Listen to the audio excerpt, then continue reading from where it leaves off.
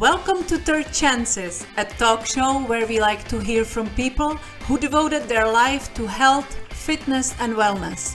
Medical professionals, health coaches and all the others who help us every day to cure our body, mind or soul. Those who always look for more natural, holistic ways to help even more people to live a happier and healthier life. Those who don't like to give up easily and settle on you or themselves. It is never too late or too soon. I always believe that every one of us deserves not just a second chance, but as many as we need. I'm Vera, your host. Who better than a master of reinvention with an accent to guide you through it, right? Just like they say, you are not a tree, so move. And God knows I have done just that in my own life many times. If you are not completely happy with the direction your life is going, this show may help you get the courage to change what is needed, find a new path and take charge. So come on over, pour yourself a glass of wine and spend some time with us. Let's laugh and cry together and get inspired by people just like you and me who overcame their own doubts and took a leap of faith to reinvent their life on their own terms. I hope and pray that we help you on that journey. And if you feel so compelled and inspired, please let us know. Don't be shy. Who knows, you may just be our next featured guest with another inspiring success story. So here we go.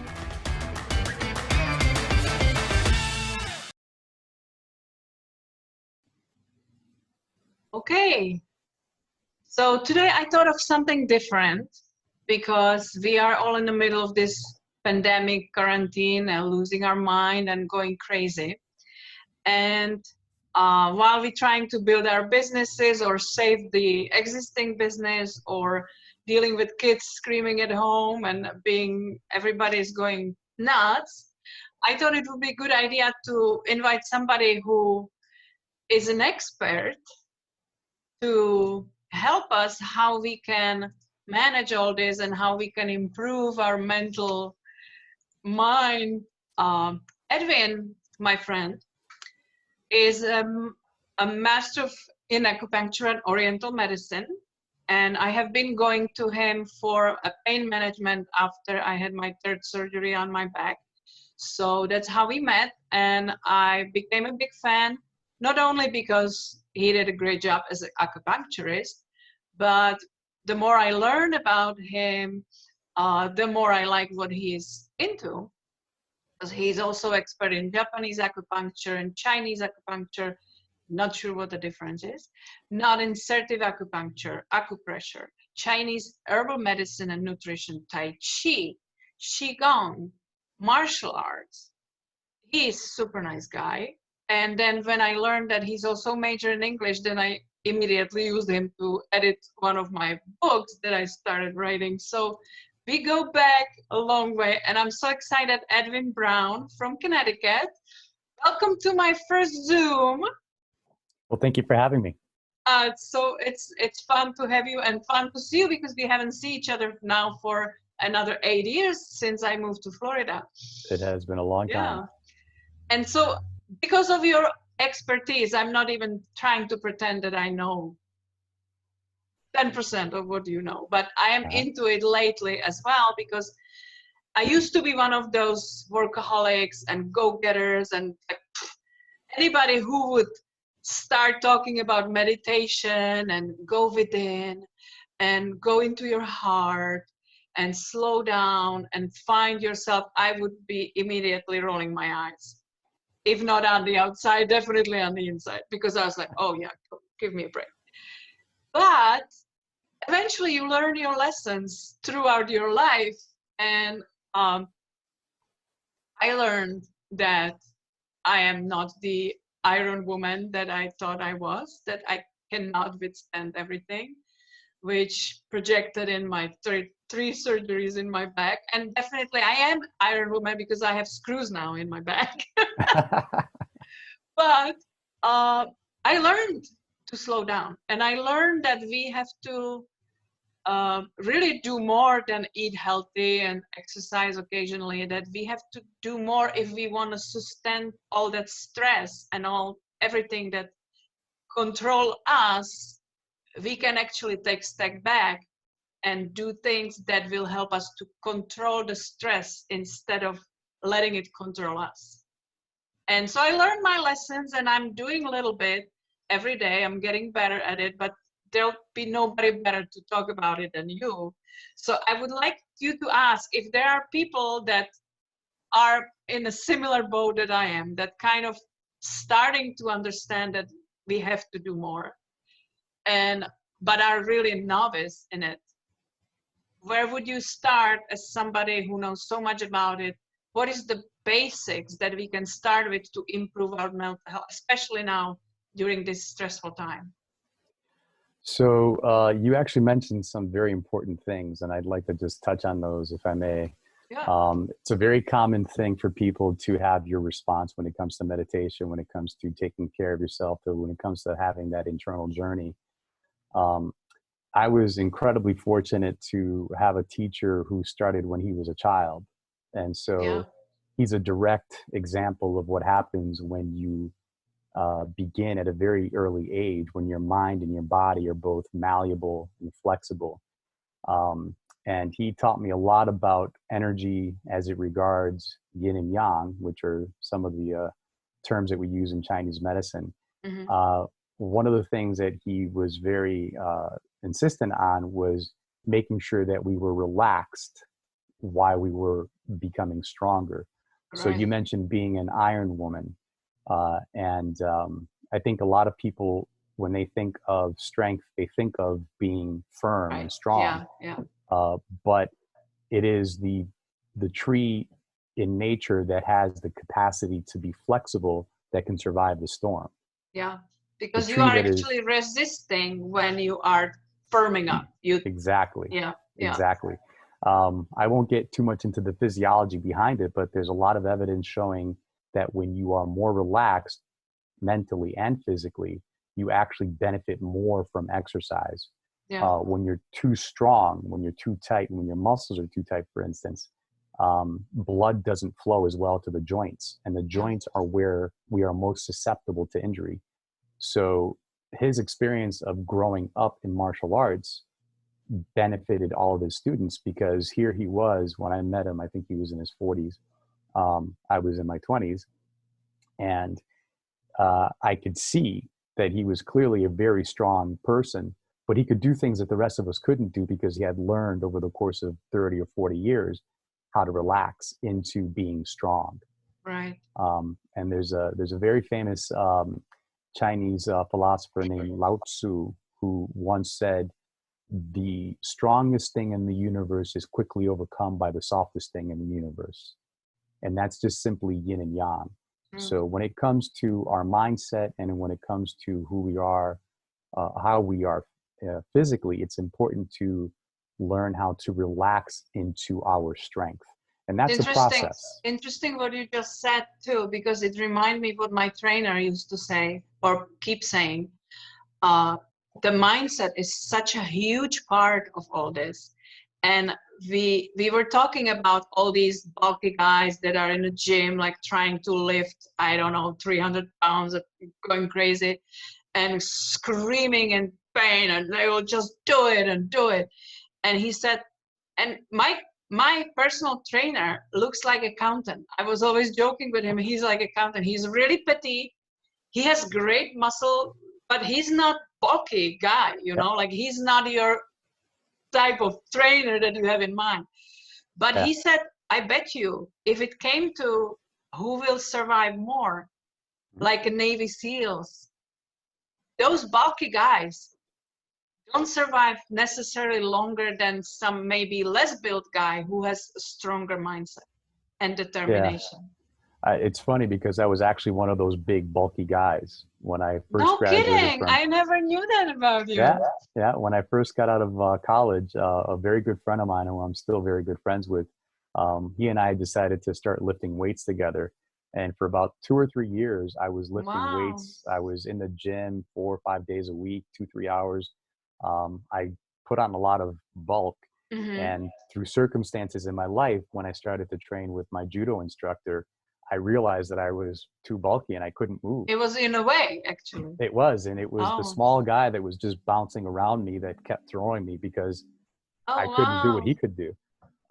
In the first year, I think I lost about 20 pounds of just, I slimmed down. Yeah. I ran into the friend of mine who I was lifting weights with. I hadn't seen him in about maybe 3 or 4 months. And he looked at me and he says, wow, you've really lost a lot of weight. And I said, yeah, and I feel great. And Yeah. it was at that point that I realized the importance of strength and flexibility and how the two go hand in hand. How did you get into the attraction to the Chinese and the Japanese medicine, which is really like thousands and thousands years old? How did it come to your life? So I'll give you the short version. Back in college, I started to study Shotokan karate, and I was fascinated by the philosophy. And I also quickly found out that I was a little bit clumsy, so I wasn't very good at the physical aspect of it, but I loved the philosophical aspect of it. When I graduated from college, I decided that I wanted to continue to train in martial arts, but when I moved back to Connecticut, I couldn't really find a good teacher. I went to several places, and you know how when you meet someone, you get a feeling? Yeah. Well, I would meet these guys in these dojos, and they were like, well, we like to fight. We like to do this. And I said, okay, Yeah. no, thank you. Not for That's me. not what it is. Yeah. You And, have to resonate with that person on different level. Absolutely. So a friend of mine who knew that I was interested, he kept inviting me to his dojo, and I would go and I would meet his teachers. And I just knew that that wasn't for me. One day he says, listen, there's a guy that's coming down. He's supposed to be pretty good at what he does. And I decided, okay, fine. You know, he's been asking me for months now to go back. I went, I figured I'll stay for 20 minutes and just listen to what the guy says and then leave. I wound up staying for 2 hours. Mm-hmm. As soon as he started to talk, as soon as he stepped out onto the mat, I thought, that's my teacher. And I signed up on the spot, and I studied with him for about 16 years. Wow. How old were you when you started? I was just about 25 years old, which is actually old in the martial arts world. So there's a limit to what you can learn at that age, but really what I was interested in was the mental aspect of it, the spiritual aspect of it. About 2 years into studying with my judo instructor, I was one of those guys that sat in a cubicle and I typed all day long. And one day when I showed up to class, instead of having a class, our teacher gave us a lecture, and the lecture was on acupuncture and its traditional role in martial arts. And I was absolutely fascinated. I went home that night and I thought to myself, okay, I think I want to do this. But then I started thinking, well, you know, I have to pay rent, I have to do this, there's all these different obstacles. And so I just kind of mentally said, okay, I mentally created obstacles that were only there because I created them. Yeah. Well, life intervened. A month after that lecture, I got laid off. And so all of a sudden, I didn't have a job. I didn't have a sense of what I was going to do with my life. But I had one feeling that I came away with, and that was, I never again want to be in a position where somebody else decides if I can work or if I cannot work.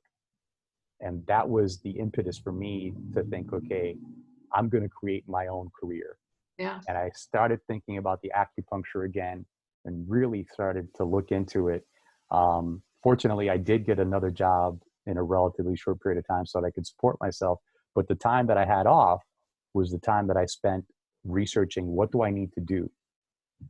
It turns out that as having a literature background was great for certain things, but if I wanted to become an acupuncturist, I needed to study sciences. I needed to study a lot of things that I had never studied. So I went to school at night for about 2 years just to get some of the prerequisite courses. And then I quit my job and I went off to school for 3 years.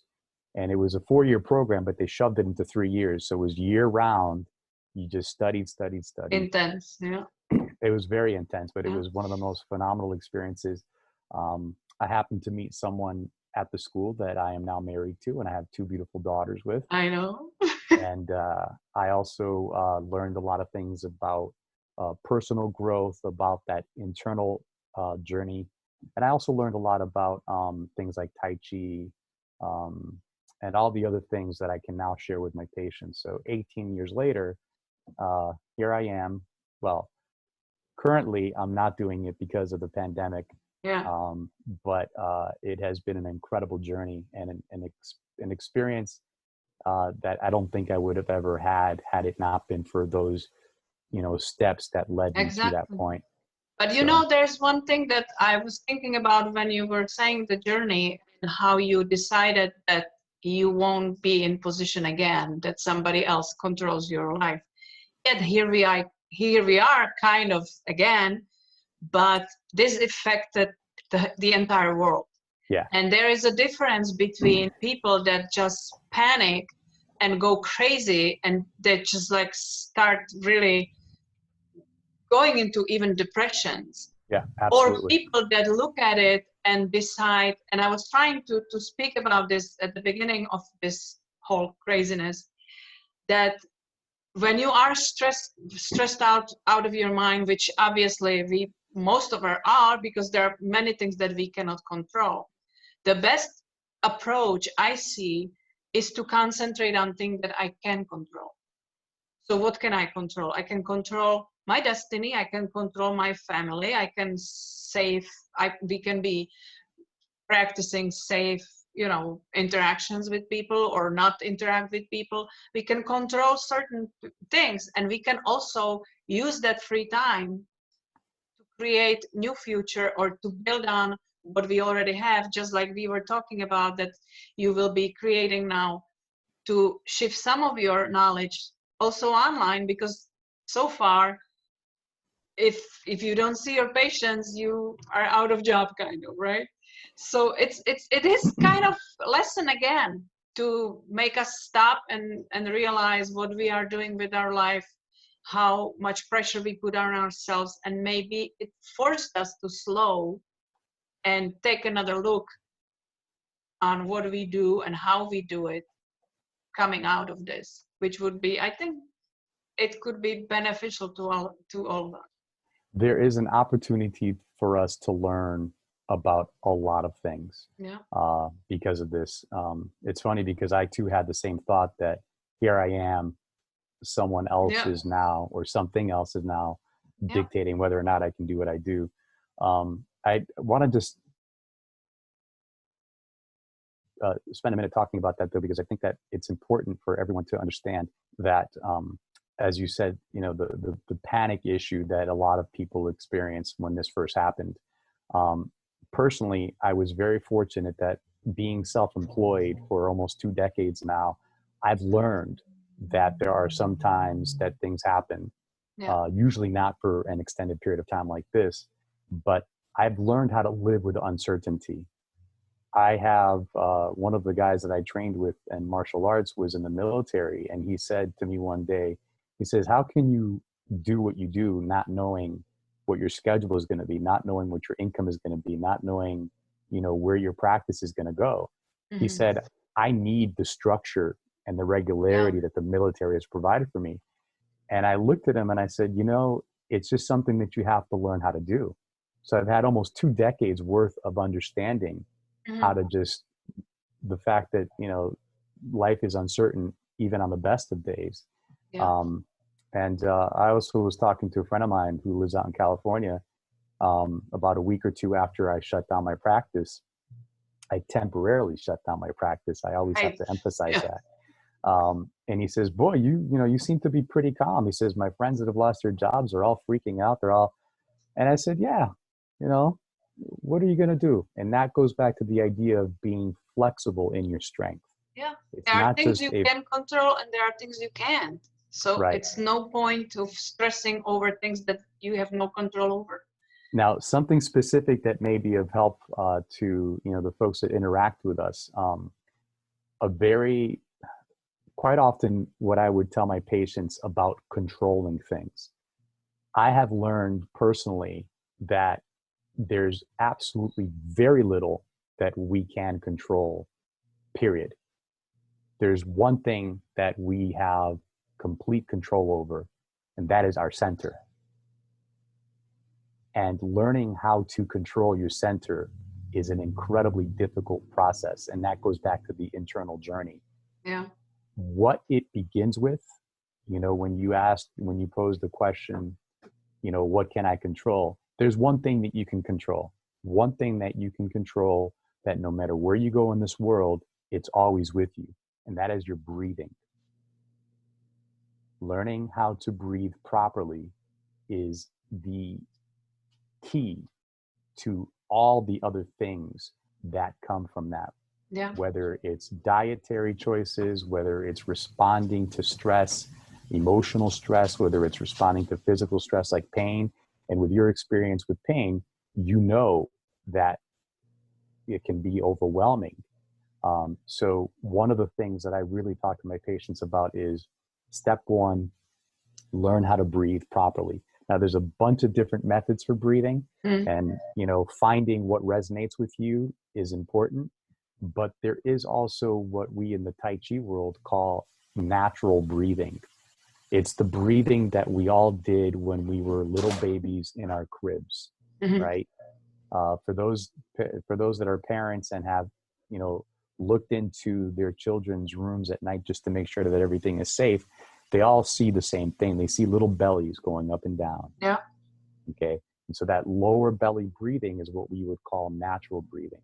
Again, there are different styles of breathing that are not necessarily like that, but that particular style of breathing is important not only because it is what we are born with, but from a scientific perspective, there's ample evidence showing that when you breathe into your lower abdomen, it actually relaxes your brain's response to stress. And that is key during a time like this. Yeah. And I just recently discovered one of those breathing methods, which is Wim Hof. Yes. It's called Iceman from Holland. Yes. And I got crazy about this because it really works so well for many levels that I'm doing it every morning before I get out of the bed with his voice guiding me through it. And it's amazing that little thing like we don't even think about how we breathe has so much effect on the overall health. And I know that myself, sometimes I concentrate on a task and I realize that I stop breathing. Like I'm holding my breath because I'm concentrating so much that I'm actually withholding the something that the body needs the most. What you said is very interesting though, and it is actually a good sign. And again, something I tell my patients, breathing and practicing breathing has got to be done on a daily basis. When you get into the habit of doing it on a daily basis, it doesn't mean that you're automatically going to become an expert, and it doesn't mean that you're automatically going to do it the right way all the time. However, what you just said, that you are aware that you're not breathing, that's the second step, right? The first step is to practice it on a daily basis. The second step is becoming aware of when you're not breathing. And that is something that a lot of people never get to. They go through 8 hours of work with their shoulders up to their ears because they're typing and they're stressed and they have deadlines, and they're so unaware that they're not breathing, so that they can adjust their posture, so that they can adjust their breathing so that it better suits stress response. So that awareness is critical. So I'm glad to hear that. I had benefits also because earlier in my life I was studying to be a professional singer. Yes. And so I learned the breathing, the big breathing that gives you the air energy for being able to hold those high notes on a never end. So you actually breathe to your belly and you almost like spread your ribs. Yeah. So you fill your body with the air to be able then sing and basically just have a little bit more in the little time that you have to add to it, and then you have something like pillow that you lean on that you can have when you sing.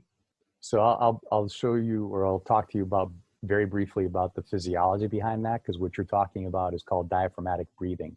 And that's See, I don't know exactly, any of the names. Yeah.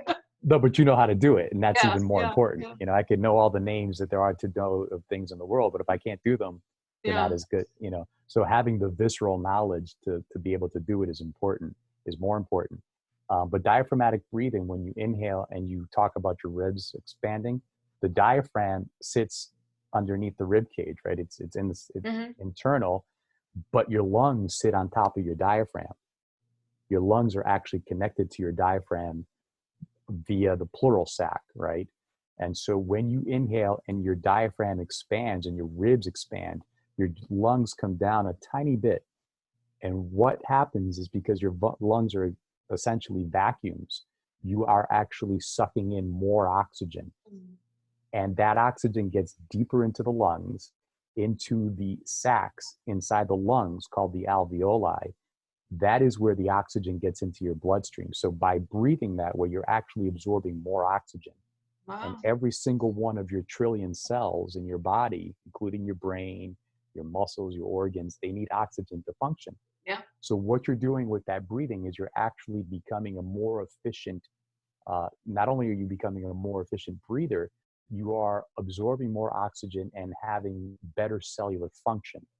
So Does it even down, affect the function of the lungs in long oh, term? absolutely, Yeah. absolutely, because everything, if you talk to microbiologists, if you talk to people that are, you know, have PhDs in different scientific fields, they begin to see the body not as the body, they begin to see the body as 1 trillion cells. Yeah. And what every single cell in your body has in common is that it needs oxygen. Okay. And so when you absorb more oxygen, you're basically giving your cell the fuels, or you're Right. giving your cells the fuel that they need to perform their particular function.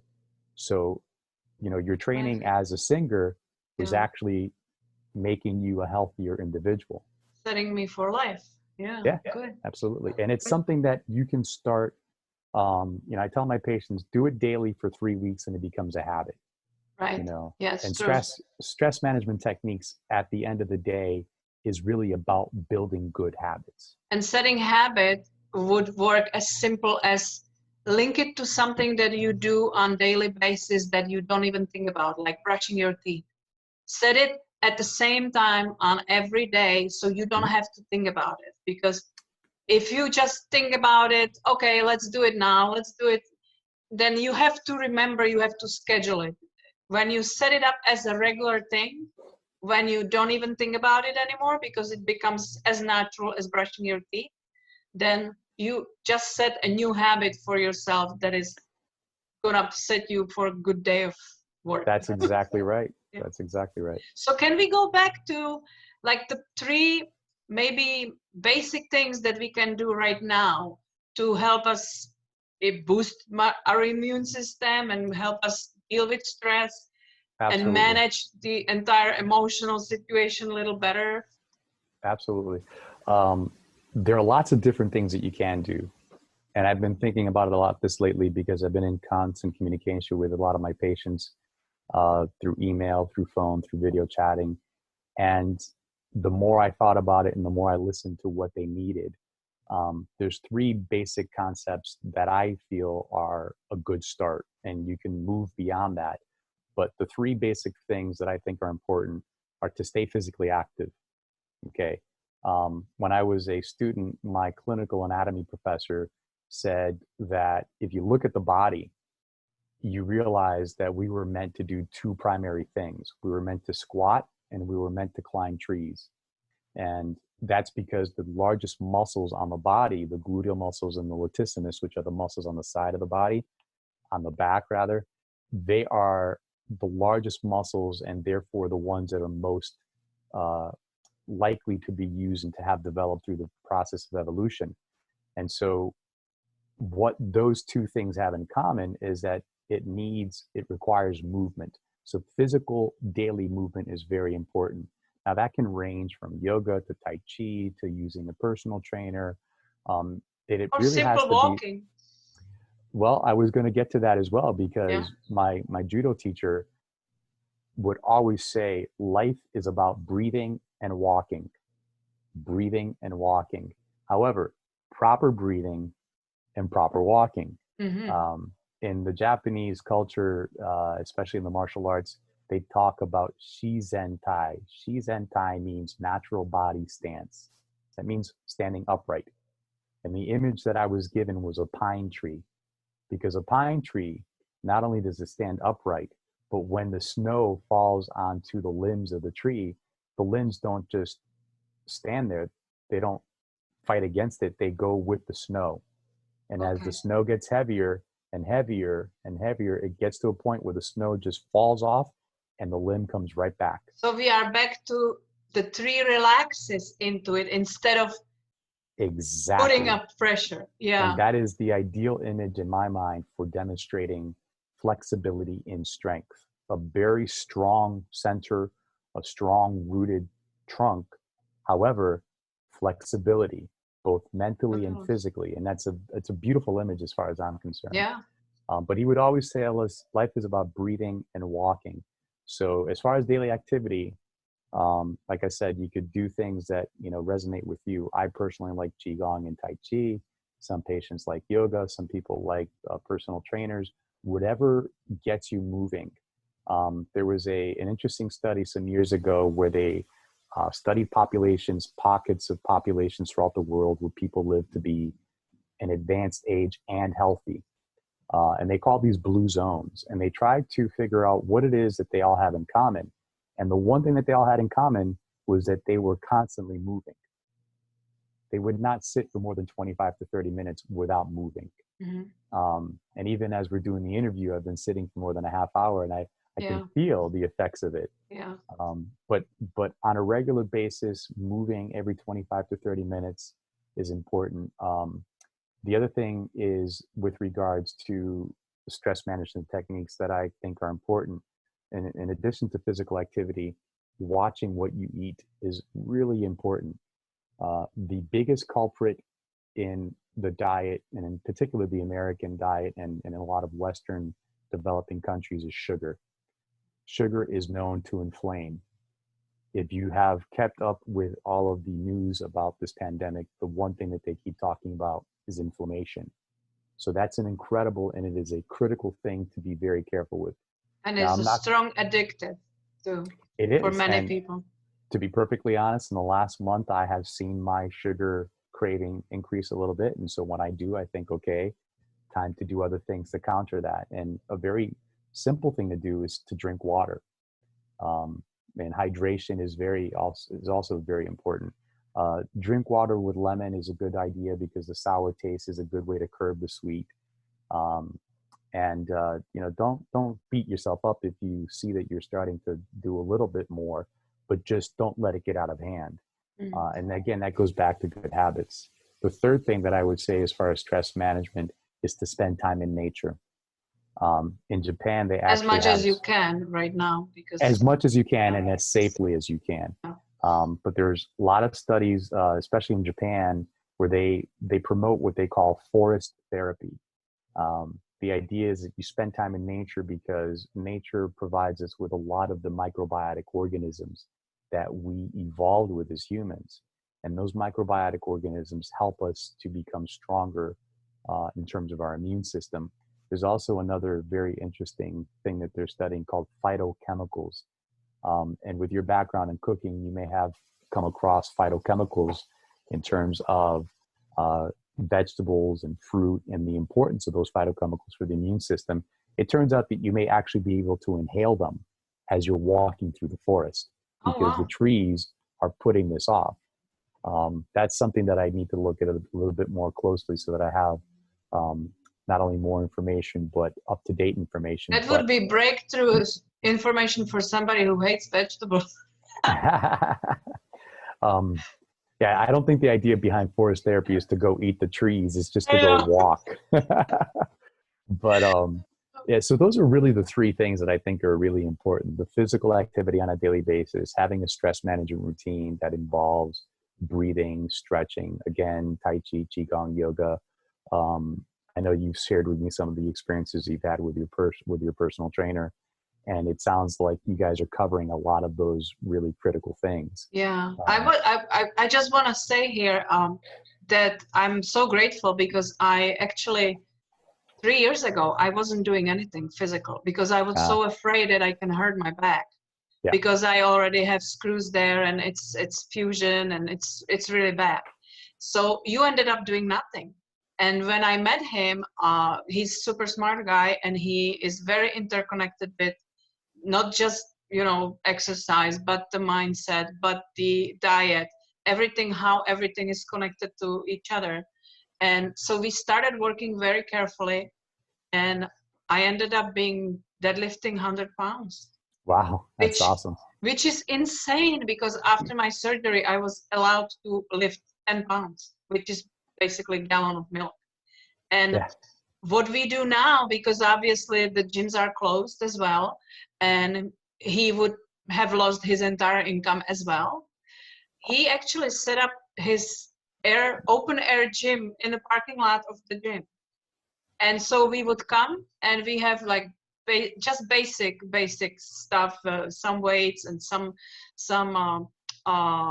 the how you call it? Resistant, resistant thing.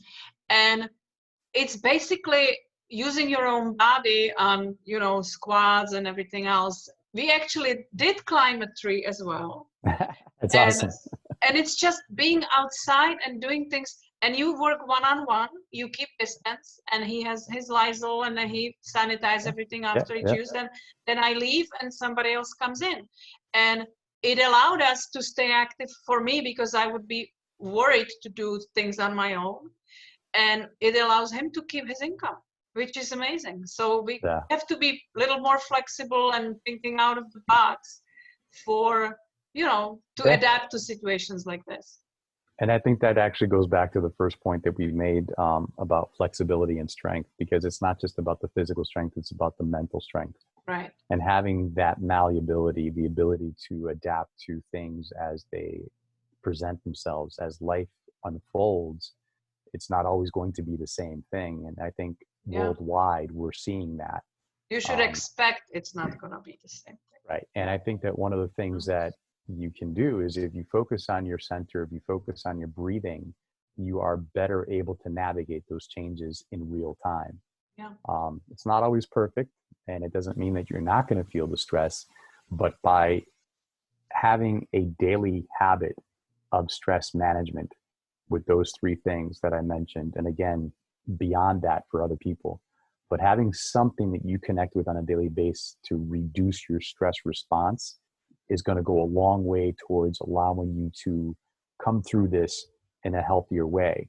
Making you stronger in that area. And if I may, I wanted to just touch base on something that I think is important, is to share some of the things that I've learned recently about, recently as well as over the last 20 years, about the immune system's response to stress. Stress is not necessarily a bad thing. Stress has kept us alive as a species. We have, most people are familiar with your fight-flight syndrome response and your rest and digest. So fight-flight is part of the nervous system's response of when you're in danger. So think back to when humans were roaming a savanna and they were on the menu, right? Because they were animals that were trying to eat them. So we developed a very simple response, but a very important response that allowed us to stay alive, hopefully as long as possible. And that fight flight part of the nervous system response increases heart rate. It increases it kind of helps you to focus on what is the most important thing, which is to survive. And part of the process begins in the brain, and it goes down to the adrenal glands, and you get this influx of adrenal hormones that make you run faster, that make you stronger, that make you more acutely aware of what's happening. Mm-hmm. The mechanism is supposed to shut down after a short period of time. It wasn't intended to always be there. And under the high and alert we are. Exactly. Yeah. But a lot of what's happening is that a lot of people, they may not be quite at the highest alert level, but they're not coming down. Yeah. And so that's where stress can become very problematic. And that goes from acute stress, which is I have to run right now to save myself, versus chronic stress, which is I'm always thinking that I'm going to be in danger. And that level of stress, what it does is ultimately it can suppress the immune system. There are a lot of things that it can do, but the most relevant thing to what's going on is that it can suppress the immune system. Then it holds on in your shoulders, and those people end up on your table. Oh yeah, yeah. I about maybe 8 years ago, I gave a talk on stress, on its effect on the body, and how we use acupuncture. And in preparing for that talk, I read through a lot of studies, and it really helped me to understand how I could focus my treatments so that I was always dealing with stress. Mm-hmm. And I found that once I started to deal with stress for everybody, I got better results. Because if we don't deal with chronic stress, then the problems that you're come in with can change, but you're going back. So I started to talk to my patients about daily stress routines, or stress management routines rather. And so that's, I think, an important part to understand, is that this chronic long-term stress that we're all under, it's going to have an impact on all of us. There's no escaping that. But the level to which we are impacted, the level to which it has an adverse effect on our bodies, we can control that if we have a simple daily stress management routine. And I would also add something that I was suggesting to my fans or readers, that the one thing you can control as part of your diet is also what you absorb as a news, what you surrounding yourself with, what kind of people, what kind of energy you allow into your life. If you are constantly sitting on a phone and updating information, how many dead and how many what, you're just going to go nuts. You have to decide, and that's the control of your mindset. You have to consciously decide, all right, this is the situation, there's nothing I can do about it, but I will keep myself informed, but I will limit myself to the ongoing flow of negative news on me, because you cannot possibly come out of the stress or concentrate on something that you can actually grow and use the time to study something or prepare your business for something, and be alert if you let this take over your life. So that's part of the thing that I think we can control, is our mindset and conscious decision how to manage your day, so you give in for yourself, as putting your air mask on yourself first, so you can help others. That's exactly right. So you control your breathing, you control what you eat, you control what you absorb as the news, or even the conversations you have with your loved ones. There are people that are just constantly stressed out and they want to leave it on everybody else.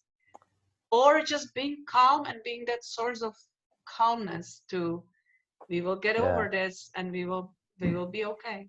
That actually reminds me of two things. The first is years ago, I was talking to my teacher about, how do you deal with negative energy?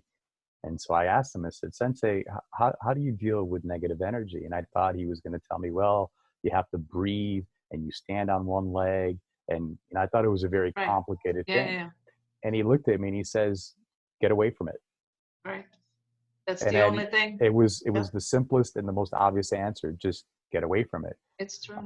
And the second thing that it reminds me is that there's a difference between being informed by the news versus being overwhelmed by the news. Yes.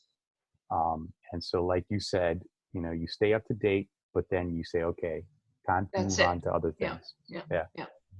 And so it's so easy, because people spend time on Facebook.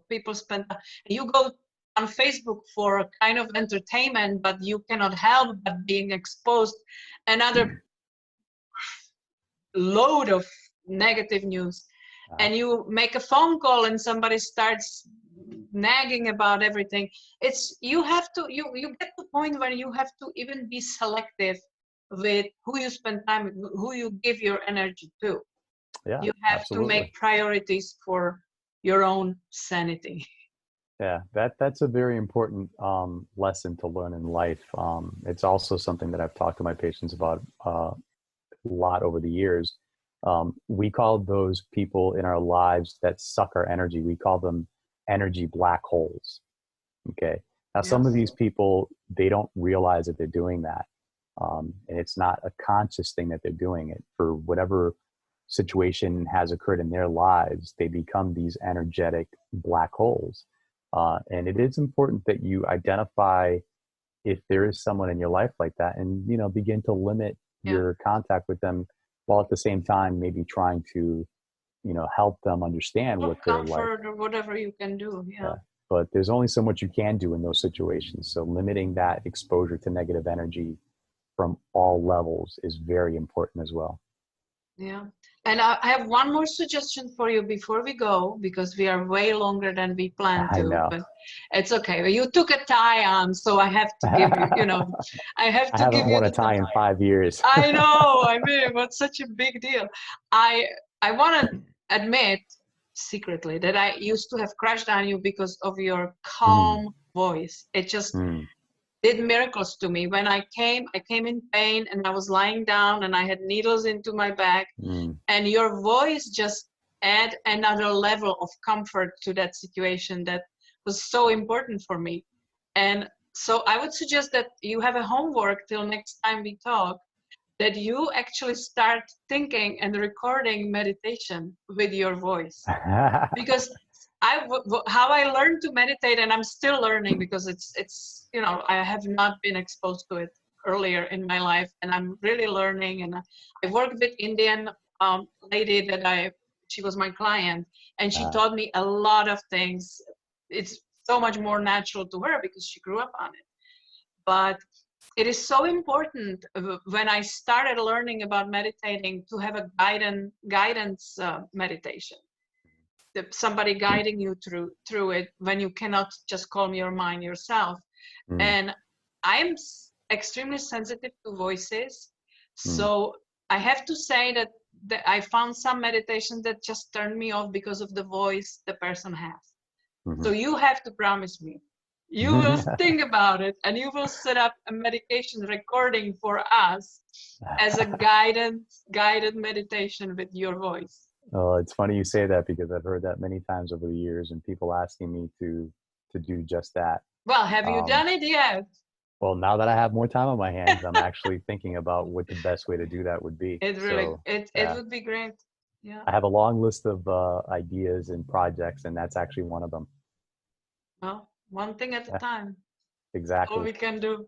But I would definitely encourage you to do that, because there's not many people that have that effect on others with their voice. There is some peace coming from it. It's just extremely comforting. Well, it's funny because I wasn't always that way, and I think a lot of it had to do with the disciplines that I had been studying for a few decades now. In particular, the breathing. One of the things that my judo instructor used to always talk to us about was learning how to find the calm within the chaos. Okay, just like a hurricane has an eye that is calm, and everything around it is chaotic. And that's actually part of that internal journey that we talked about at the very beginning of the interview. And when you have that sense of speaking from your center, it is something that I think has the impact that you're talking about on patients. And it's something that we could all learn, you know, and even how we speak to ourselves internally, that internal dialogue has an important impact on our mental well-being. That's a big part of my work to show. As soon as I get my guided meditation together, I'll let you know. Perfect. Promise. All right. Well, thank you so much. This was amazing. This was really amazing, because there's a lot of things that we can, and I I have been exposed to very similar messages for a reason, you know, over the last several years when I took myself on a journey to kind of grow, also not only professionally but also mentally and spiritually. So it made a big effect on me, and I am blessed that I can now share it with others and be coaching people that are on that journey themselves. And so to have you on was fabulous for this time, but I'm hoping it's not the last time, and we will find another topics that we can talk about and other people will find beneficial. Absolutely. So perfect. Thank you so much, Ed. Have a wonderful rest of the day. And Likewise. thanks again. Thanks again. All right. Bye-bye. Bye-bye.